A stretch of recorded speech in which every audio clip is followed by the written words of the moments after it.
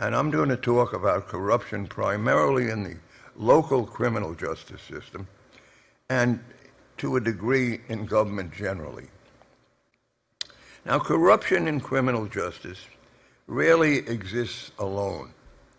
Most often, it is a component part or an outgrowth of other criminal activity.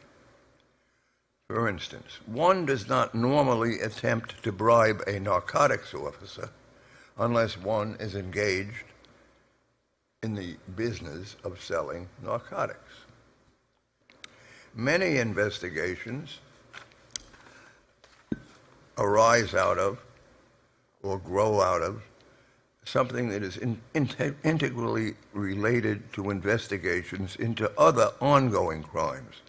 Often these crimes are being committed by organized criminals. Once the lone criminal or the organized crime member realizes that he or she is being scrutinized by law enforcement, the potential for corruption begins or commences. The interest and attention of criminals in some instances is directed, obviously, to non-police segments of the criminal justice system, such as the judiciary, the prosecutors, correction officers, in other words, prison guards, probation people, and parole officers. Everyday corruption often is simplistic.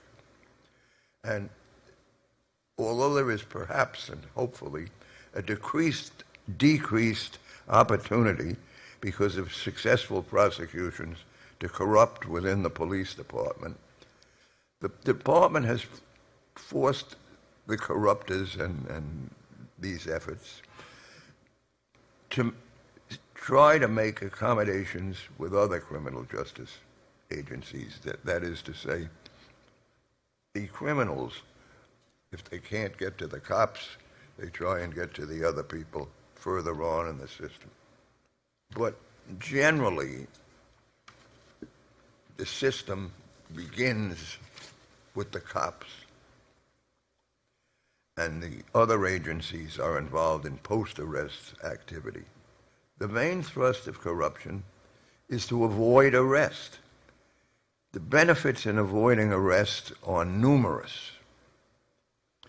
An arrest disrupts whatever operation the arrested person is involved in. An arrest often results in the seizure of important records. It's hard to run a major narcotic operation if you don't have the records. So there is still another reason, of course. This has to do with the environment, as it were, in which the other agencies operate. The other criminal justice agencies function in a more open, in a more observable arena than do the police. This makes it much more difficult to put in a, quote, a fix, a close quote. When a prosecutor declines to prosecute or a judge dismisses an indictment, reasons must be publicly given. These reasons are subject to review and public and media scrutiny. When a correction officer, a prosecutor, a judge is bribed or fixed or corrupted, it's more likely to become public than if it's the police officer, because he's operating essentially in secret. So as I stated earlier, the police operate in a hostile environment and in a sense in a more private environment.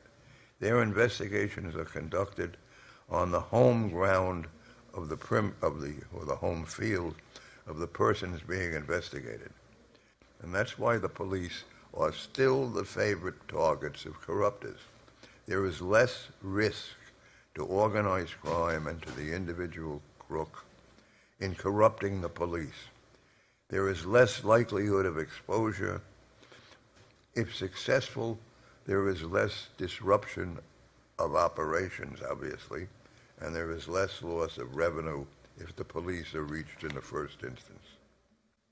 In recent years, there has been less opportunity, in a sense, to successfully corrupt the New York police because of two commissions that were put into existence by the then mayors. One was the Knapp Commission that went into existence in the early part of the 1970s, and the second was something called the Mullen Commission, which was put into place in the beginning of the 1990s. And these two commissions made public the extent of corruption in the department, and as with everything, when things get public, the incidents decrease.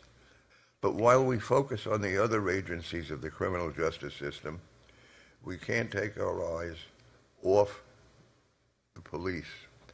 And it's not that I'm anti-police, but it's just that that's the prime place to start in local law enforcement. But how do you end corruption? It ain't never going to happen. And the reason it isn't going to happen is because it's human nature. And the only way you're going to keep it controllable, as it were, is by public attention, public scrutiny. You have to rely on the press to uncover it. You have to rely on reasonable citizens to uncover it.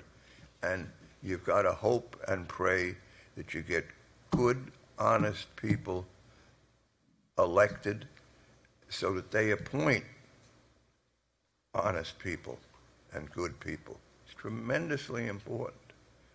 So I don't know that I have any more to say. If you have any questions, and I can confuse you by trying to answer, I will. Otherwise, thank you very much.